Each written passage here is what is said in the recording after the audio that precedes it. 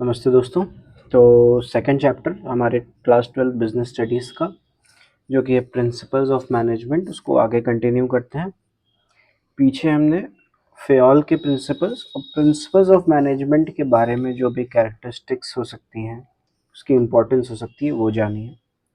अब आगे लेके चलते हैं हम आपको साइंटिफिक मैनेजमेंट, यानी कि मैनेजमेंट एज अ साइंस। अगर हम देखें तो क्या प्रिंसिपल्स हम उसमें अप्लाई कर सकते हैं, जो कि फ्रेडरिक विंस्लो टेलर द्वारा दिए गए हैं, जो कि एक अमेरिकन मैकेनिकल इंजीनियर थे। हमने फेयोल साहब के बारे में जाना, वो भी इंजीनियर थे, ये भी इंजीनियर थे। वो भी एक बड़ी कंपनी में धीमे धीमे बढ़ते बढ़ते एक मैनेजर बने। ये चीफ इंजीनियर थे बेथलेम स्टील कंपनी में। ठीक है, इन्होंने बहुत सारा एक्सपेरिमेंट्स किए जिससे कि मैनेजमेंट थ्योरी में कुछ सिग्निफिकेंट कंट्रीब्यूट कर सके, कुछ इंपॉर्टेंट कंट्रीब्यूशन दे सके। और इन्होंने जो फैक्ट्री सिस्टम होता था प्रोडक्शन का, उसको भी रीशेप करने में काफ़ी ज़्यादा मदद करी थी। इसके अलावा देखिए कंट्रीब्यूशन क्या थे एफ.डब्ल्यू. टेलर के। Taylor Taylor gave a concrete shape to the theory of scientific management. Scientific management की थ्योरी को इन्होंने एक रूप दिया था। He was the first one to emphasise the importance of scientific approach of managing an enterprise instead of hit and trial method. कि मतलब हम सोचे कि अच्छा ये तरीका काम कर सकता है क्या, उसे ट्राई करें, उसे 4 जगह अप्लाई करें, अगर चल जाए तो फिर वो प्रिंसिपल है, नहीं तो वो एक ऐसी गाइडलाइन है जो इतनी इम्पोर्टेंट नहीं है। इन सब तरीकों को छोड़ के उन्होंने कहा कि नहीं भाई, हम साइंटिफिक तरीके से चलेंगे। ठीक है, इन्होंने 2 बुकें भी लिखी थी, शॉप मैनेजमेंट और प्रिंसिपल्स ऑफ साइंटिफिक मैनेजमेंट, जो 1903 और 1911 में रिस्पेक्टिवली पब्लिश हुई थी। ठीक है, जैसे फेयोल को हम father of principle of management कहते हैं, है ना, वैसे ही हम टेलर को फादर ऑफ साइंटिफिक मैनेजमेंट कहते हैं। साइंटिफिक मैनेजमेंट अपने आप में क्या है? देखिए, मैनेजमेंट एज अ साइंस ही आप मैनेजमेंट के स्कोप में फर्स्ट चैप्टर में पढ़ चुके हैं, लेकिन साइंटिफिक मैनेजमेंट इससे क्या कुछ अलग है, चलिए जानते हैं।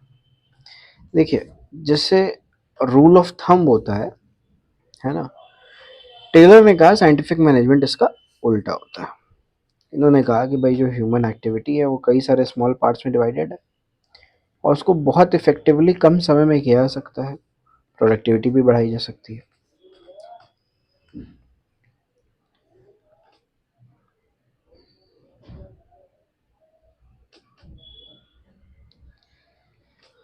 क्योंकि साइंटिफिक मैनेजमेंट इनके हिसाब से क्या है, it refers to use of scientific systematic objective and logical principles and techniques. ठीक है, जो भी चीज़ें साइंस में होती हैं, मतलब चीज़ें सिस्टमैटिक होती हैं, ऑब्जेक्टिव होती हैं, मतलब कि एकदम एम से जुड़ी हुई होती हैं।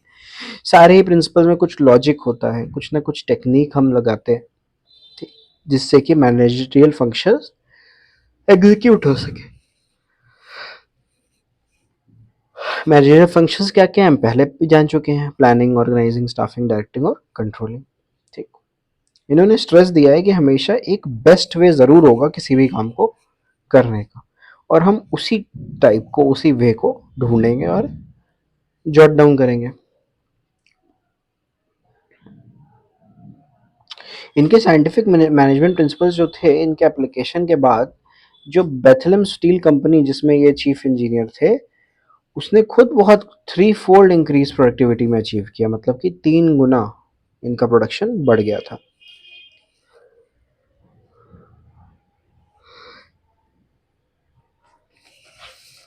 चलिए फिर डिस्कस करते हैं इनके प्रिंसिपल्स को। सबसे पहले, ये एक साइंस है लेकिन रूल ऑफ थंब नहीं। ठीक, दूसरा, पहले नाम ही जान लेते हैं फिर आगे पढ़ेंगे। हार्मनी होनी चाहिए, डिस्कॉर्ड नहीं होना चाहिए, कोऑर्डिनेशन मेंटेन रहना चाहिए। कोऑपरेशन नॉट इंडिविजुअलिज्म, मतलब कि सबके बीच में कोऑपरेशन होना चाहिए, सब अपना अपना देखें, ऐसा ना हो। Development of workers to their greatest efficiency and prosperity, लेकिन मैनेजमेंट भी वर्कर्स का डेवलपमेंट देखे, ये नहीं कि वो इंडिविजुअलिज्म छोड़ दें तो आप भी उनके बारे में सोचना छोड़ दें। ठीक है, वो फर्म के बारे में सोचे और फर्म उनके बारे में सोचे, ये जरूरी है। जितना बेस्ट एफिशिएंसी हो सकती है, जितना बेस्ट प्रॉस्पेरिटी आप वर्कर को दे सकते हैं वो दे।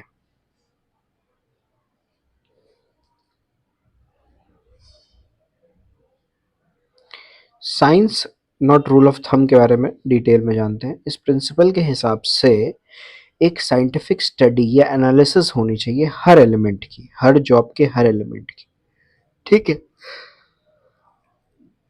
जिससे कि जो पुराना तरीका उसमें चल रहा हो हिट एंड ट्रायल मेथड वाला, उसे हटाया जा सके। टेलर का विश्वास था कि भाई सॉरी, हमेशा एफिशिएंसी को मैक्सिमाइज करने के लिए एक कोई ना कोई बेस्ट मेथड जरूर निकल के आता है, ठीक है। और ये मेथड डेवलप कैसे होता है? स्टडी से और एनालिसिस से, कि काम कैसे होगा, किस तरह से होगा, उसको समझा जाए, उसको जाना जाए। सॉरी। साइंटिफिक मेथड में क्या क्या होता है? इन्वेस्टिगेशन होता है, ट्रेडिशनल मेथड क्या थे, क्यों चल रहे थे, किस तरह से जांच किए गए थे, काम असल में है क्या, एम क्या है, इसका एक स्टैंडर्ड मेथड क्या होना चाहिए काम करने का, ठीक है। इन सब चीज़ों को ढूंढना, यूनिफाई करना, और फिर इस तरीके से जो मेथड डेवलप हो उसको जो है काम में लाना।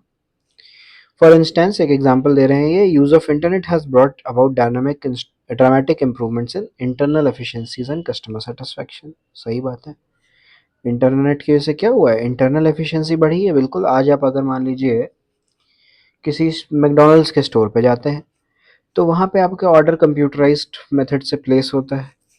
उसमें वो किस सेक्शन के पास जाना है, मान लीजिए कुछ आपका बेवरेज या डेजर्ट टाइप का पोर्शन है, तो वो उनके हिस्से में चला जाएगा, उनके सेक्शन में, है ना। कोई बर्गर से रिलेटेड है, कुछ बाकी एक्स्ट्रा साइट्स से रिलेटेड है, तो वो उनके उनके सेक्शन में चला जाएगा।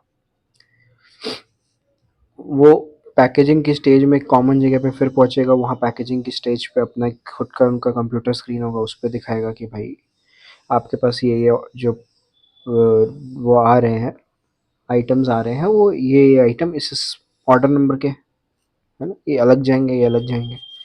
तो इस तरीके से सब कुछ इंटरनेट से इंटरनल एफिशिएंट हो गया।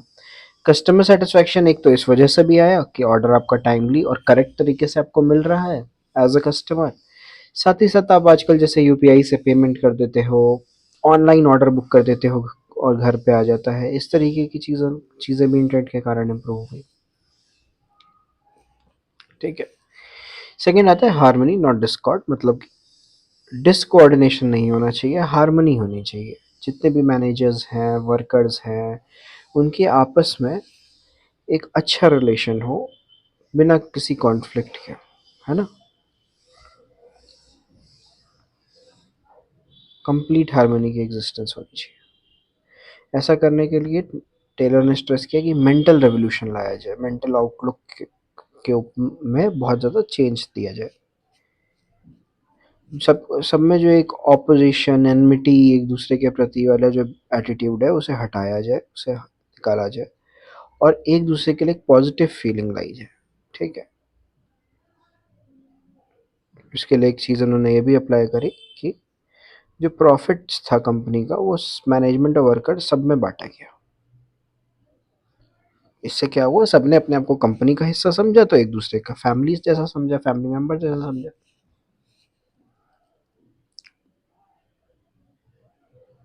मैनेजमेंट को भी और वर्कर को भी, दोनों को भी थिंकिंग ट्रांसफॉर्म करनी होगी, ठीक है। ट्रेड यूनियंस भी अगर बनेंगी तो वो स्ट्राइक पे जाने के लिए नहीं बनेंगी, ठीक।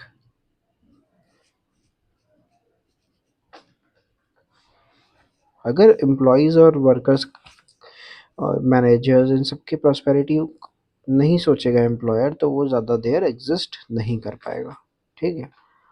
इसलिए उसके लिए ज़रूरी है कोऑपरेशन नॉट इंडिविजुअलिज्म, एक दूसरे के बीच में समन्वय बैठा हुआ हो, है ना। सब कोई अपना अपना सोचे, हम अपना काम ही करेंगे, हम ऐसा नहीं करेंगे, हम वैसा नहीं करेंगे, तो फिर काम नहीं चल पाता। तो इसीलिए ये हार्मनी नॉट डिस्कॉर्ड का एक तरीके का एक्सटेंशन ही कहा जा सकता है कि कोऑपरेशन आना चाहिए मैनेजमेंट और वर्कर के बीच। दोनों एक दूसरे की इंपॉर्टेंस समझे, दोनों समझे कि हाँ हमारा काम इनसे है और इनका काम हमसे है, ठीक। मैनेजमेंट को एम्प्लॉयज़ के सजेशंस भी इनकरेज करने चाहिए, और अगर अच्छा कोई सजेशन आता है जो काम कर जाता है तो उसके बदले रिवॉर्ड भी करना चाहिए, है ना। इंपॉर्टेंट डिसीजन लेने से पहले थोड़ा सा कंसल्ट करना चाहिए, जिससे कि स्ट्राइक और अनरीजनेबल डिमांड से बचे रहें। वर्क और रिस्पॉन्सिबिलिटी हमेशा बराबर डिवाइड हो, जैसे मैंने पिछले वीडियो में बताया था आपको सेकंड चैप्टर के इनिशियल पार्ट में ही, कि रिस्पॉन्सिबिलिटी और अथॉरिटी एक साथ ट्रैवल करती है। जहाँ ज़्यादा है वहाँ दोनों ज़्यादा है, जहाँ कम है वहाँ दोनों कम है। कोई भी एक एग्जिस्ट करे और दूसरी ना करे, ऐसा नहीं होना चाहिए, क्योंकि फिर काम चल नहीं पाता है आपका।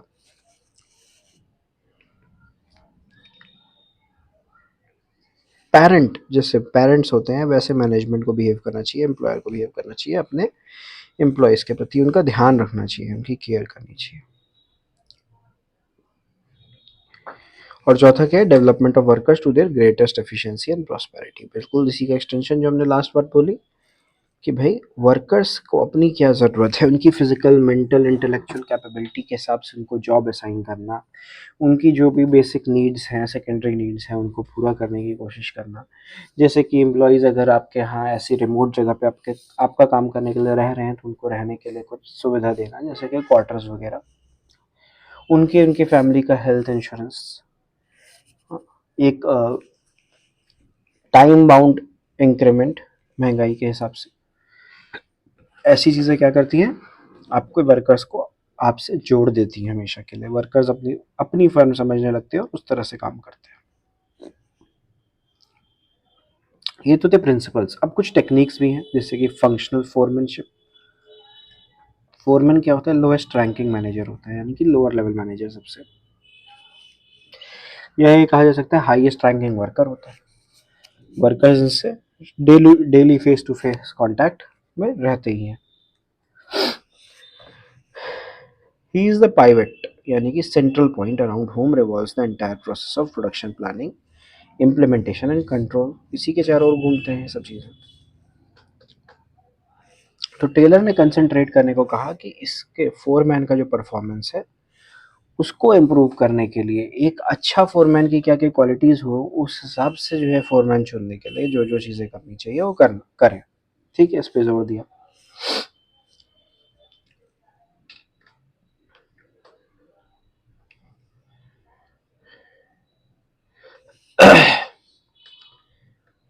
तो 8 फंक्शनल स्पेशलिस्ट जो है टेलर ने रिकमेंड किए हैं। एक तो प्लानिंग डिपार्टमेंट में 4 लोग, ठीक है। कौन कौन, इंस्ट्रक्शन कार्ड क्लर्क, ये वर्कर्स के लिए इंस्ट्रक्शन ड्राफ्ट करेगा, बनाएगा। रूट क्लर्क, ये स्पेसिफाई करेगा कि प्रोडक्शन किस रास्ते से होकर गुजरेगा, क्या स्टेप्स होंगे प्रोडक्शन के। टाइम एंड कॉस्ट क्लर्क ये देखेगा कि टाइम कौन कितना ले रहा है, किस काम में कितना लग रहा है, और कॉस्ट किस व्यक्ति के ऊपर कितनी जा रही है, किस काम में कितनी जा रही है। डिसिप्लिनेरियन, सारे लोग रूल्स फॉलो करें, एक कोड ऑफ कंडक्ट के अंदर ही रहें, ये इंश्योर करने के लिए एक डिसिप्लिनेरियन होना चाहिए, ठीक है। फिर बाकी 4 आ जाएंगे आपके प्रोडक्शन डिपार्टमेंट में। एक स्पीड बॉस, ये देखे कि भाई काम टाइमली हो रहा हो, एक्यूरेटली हो रहा हो। दूसरा गैंग बॉस, ये देखे कि भाई मशीन्स, टूल्स, ये सब कुछ काम करने लायक है कि नहीं है, चल रही है कि नहीं, कुछ कहीं खराब हो तो उसे सही करें, ठीक। रिपेयर बॉस, ये वो होगा जो सही करवाएगा उन्हीं मशीनरी और टूल्स को। इंस्पेक्टर, ये काम पूरा होने पर जो भी प्रोडक्ट या सर्विस निकल रही है उसकी क्वालिटी चेक करेगा, ये इंस्पेक्टर है, ठीक है। ये था आपका पहला टेक्निक।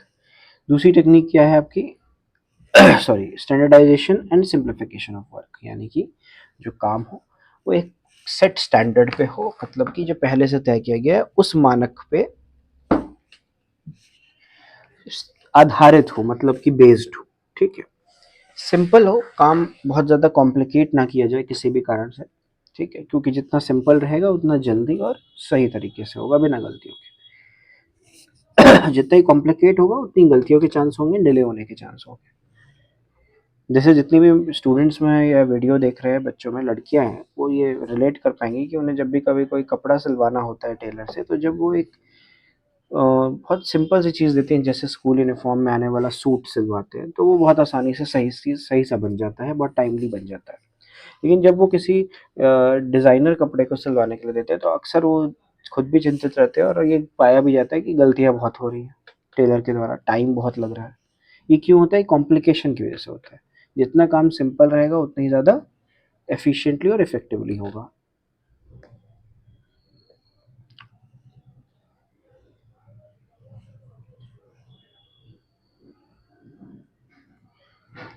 ऑब्जेक्टिव क्या है स्टैंडर्डाइजेशन के? To reduce a given line और product to fix type sizes and characteristics. फिर to establish interchangeability of manufacture part and product. ठीक है, जो भी मैन्युफैक्चर पार्ट और प्रोडक्ट है उसमें इंटरचेंजेबिलिटी हो।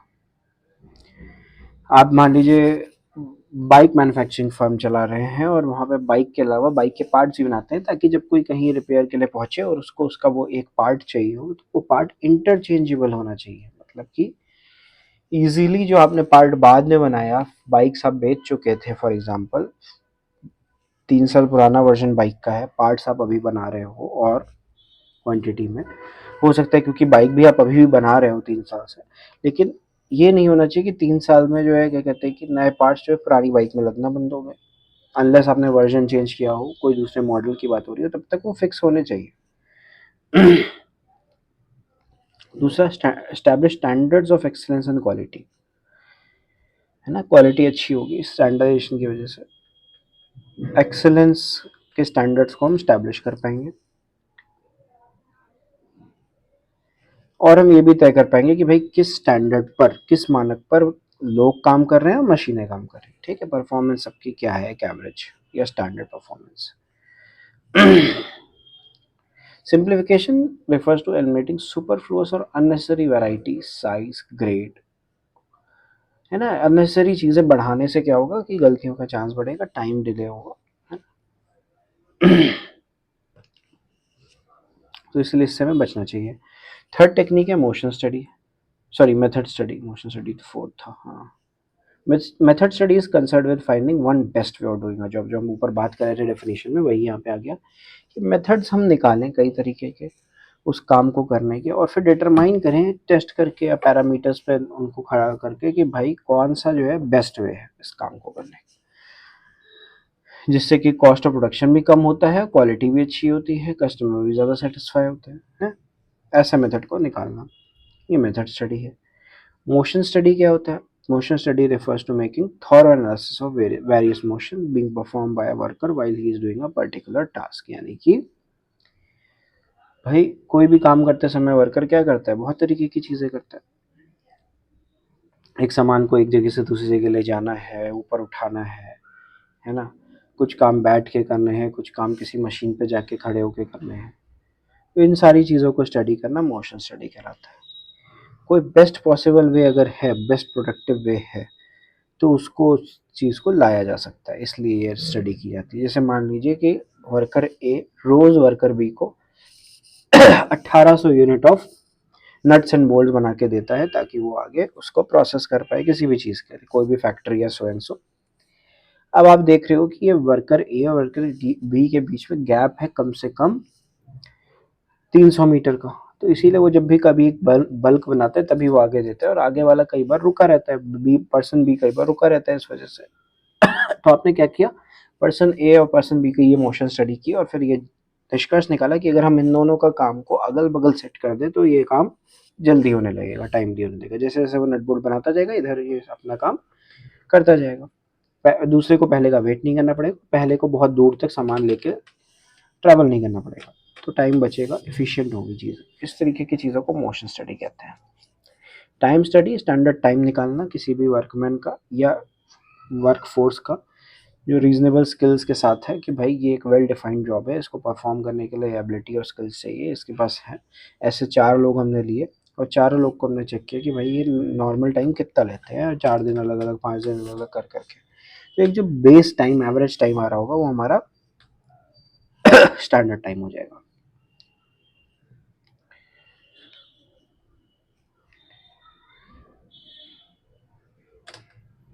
फैटिक स्टडी, कि लोग कितना थक रहे हैं बीच बीच में, कितना ब्रेक ले रहे हैं, है ना। किसी भी टास्क को कंप्लीट करने के लिए कितना टोटल रेस्ट लिया गया और रेस्ट इंटरवल्स की फ्रीक्वेंसी कितनी थी, कितनी बार रुके, इसको चेक करना क्या कहलाता है, फैटिक स्टडी। कई कॉजेज हो सकते हैं इसके, लॉन्ग वर्किंग आवर्स, है ना, डूइंग अनसूटेबल वर्क, ऐसा काम जो उनको सूट नहीं करता है, बॉस से अनकॉर्डियल रिलेशन या वर्किंग कंडीशन अच्छी ना हो, बैड वर्किंग कंडीशन, ऐसी चीज़ों की वजह से फैटिग जल्दी होता है। तो ऐसी चीज़ों को हमें हटाना चाहिए। डिफरेंशियल पीस वेज सिस्टम, है ना, ये एक सिस्टम है। इससे क्या होता है, इनएफिशिएंट वर्कर को और एफिशिएंट वर्कर को अलग अलग रेट पे वेजेस मिलते हैं। एक ऐसे होता है, इसमें एक स्टैंडर्ड फिक्स कर दिया जाता है कि भाई इतने रुपए तो हम आप सबको देंगे ही देंगे, लेकिन उसके ऊपर आप जितना यूनिट प्रोड्यूस कर रहे हो या जितना आप काम कर रहे हो उस हिसाब से देंगे, है ना। 50% सैलरी बेस्ड हो जाता है या वेजेस बेस्ड हो जाता है, 50% परफॉर्मेंस लिंक्ड हो जाता है ना, PLI बहुत सुना होगा आपने, परफॉर्मेंस लिंक्ड इनिशिएटिव, ओ सॉरी इंसेंटिव। तो बाकी पेमेंट उसके थ्रू किया जाता है। तो उससे क्या होता है, हर कोई वर्कर सोचता है कि अपनी बेस्ट एबिलिटी पे काम करे, है ना। अब आता है हमारा last point, Fayol versus Taylor a comparison. वैसे तो मैं ज़्यादातर डिफरेंस आपको होमवर्क के लिए देता हूँ, लेकिन मैं पिछले वीडियो में एक दे चुका हूँ, इसलिए अभी आला मैं बताऊँगा। हालांकि ये भी है कि फेयोल और टेलर ने बहुत अलग अलग, बहुत ही डिफरेंट स्केल पे पढ़ा, तो इसीलिए इनको कंपेयर करने से हम समझ पाएंगे कि एक्चुअली ये दोनों है क्या, इनको और ज़्यादा डिफाइन कर पाएंगे अपने दिमाग में। पहला, फेयोल का पर्सपेक्टिव क्या था। फेयोल के प्रिंसिपल डेवलप हुए थे टॉप लेवल के पर्सपेक्टिव से, क्योंकि ये टॉप लेवल मैनेजमेंट में आया तब इसने ये डेवलप किया।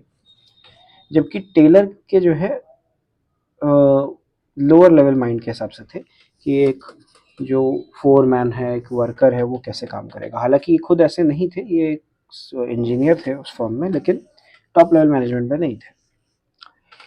तो पर्सपेक्टिव इनका टॉप लेवल का है, इनका लोअर लेवल का है। यूनिटी ऑफ कमांड, इनके प्रिंसिपल स्ट्रिक्टली फॉलो होने चाहिए, जबकि टेलर ने कहा है कि प्रिंसिपल फॉलो करने से ज़्यादा फंक्शनल फोरमैनशिप पे ध्यान दिया जाए, कि जो फोरमैन हैं वो ज़्यादा फंक्शनल हों। एप्लीकेबिलिटी, फेयोल के प्रिंसिपल जो है यूनिवर्सली एप्लीकेबल है, क्योंकि ये बहुत ज़्यादा फ्लेक्सिबल है, समय के हिसाब से, सिचुएशन के हिसाब से, ऑर्गेनाइजेशन के टाइप के हिसाब से चेंज हो सकते हैं। ये स्पेशलाइज्ड सिचुएशन में ही अप्लाई होते हैं। टेलर की टेक्निक ये उतनी फ्लेक्सिबल नहीं है। बेसिस ऑफ फॉर्मेशन, फेयोल के प्रिंसिपल किस पे बेस्ड है, एक्सपीरियंस। उन्होंने खुद एक्सपीरियंस किया कई साल तक उस फर्म में काम करके, जब वो नीचे से ऊपर तक पहुंचे। लगभग 28 साल उन्होंने काम किया था पहले टॉप लेवल मैनेजर बनने से पहले। तो उतने समय में उन्होंने देखा और उस एक्सपीरियंस के बेस पर उन्होंने प्रिंसिपल बनाए, जबकि इन्होंने एक्सपेरिमेंट और ऑब्जर्वेशन के बेस पे बनाए, मतलब कि साइंटिफिक तरीके से बनाए, जैसे साइंटिफिक प्रिंसिपल्स बनते हैं। फोकस, पूरा ओवरऑल एडमिनिस्ट्रेशन जो है ऑर्गेनाइजेशन का, उस पर फोकस था फेयोल का। टेलर का फोकस था प्रोडक्टिविटी बढ़ाने का और वर्कर्स की, ठीक है, एक एक वर्कर की जो भी प्रोडक्टिविटी है उसे बढ़ाना। पर्सनालिटी, फेयोल जो है प्रैक्टिशनर थे, तो इसीलिए इनको फादर ऑफ जनरल मैनेजमेंट कहा गया है। और टेलर क्योंकि एक साइंटिस्ट थे, तो इसीलिए इन्होंने को फादर ऑफ साइंटिफिक मैनेजमेंट कहा गया। एक्सप्रेशन, फेयोल्स का कंट्रीब्यूशन जो है ऐसे एक्सप्रेस किया जाता है जैसे कि जनरल थ्योरी ऑफ एडमिनिस्ट्रेशन है, कहीं पे भी लागू हो जाएगी। जबकि टेलर के कंट्रीब्यूशन को साइंटिफिक मैनेजमेंट कहा गया, मतलब कि जब कोई साइंटिफिक तरीके से मैनेजमेंट करना चाहे या मैनेजमेंट को साइंस मानता हो, तो वो कुछ फिक्स जगहों पे अगर है तो वो अप्लाई कर सकता है। ह्यूमन एलिमेंट, फेयोल ने बहुत ज़्यादा इंपॉर्टेंस दी ह्यूमन एलिमेंट को, कि इक्विटी होनी चाहिए, इनिशिएटिव होना चाहिए, स्टेबिलिटी ऑफ टेन्योर होना चाहिए। जबकि टेलर ने ज़्यादा इंपॉर्टेंस दी कि प्रोडक्शन बढ़ना चाहिए, ह्यूमन एलिमेंट से ज़्यादा इन्होंने प्रोडक्शन पे ध्यान दिया। एम्फासिस वही बात है फिर से, कि फेयोल का जो थ्योरी था, प्रिंसिपल था, है ना, वो मैनेजर के फंक्शंस और जनरल मैनेजमेंट की थ्योरी दोनों पे एम्फेसाइज था, कि टेलर ने जो है ध्यान दिया कि वो वर्क और टूल्स का स्टैंडर्डाइजेशन कर सके, एक बराबर कर सके हमें। इसके बाद अगले वीडियो में हम पढ़ेंगे chapter 3, management and business environment. ठीक, तब तक के लिए इतना ही, मिलते हैं अगली वीडियो में। धन्यवाद।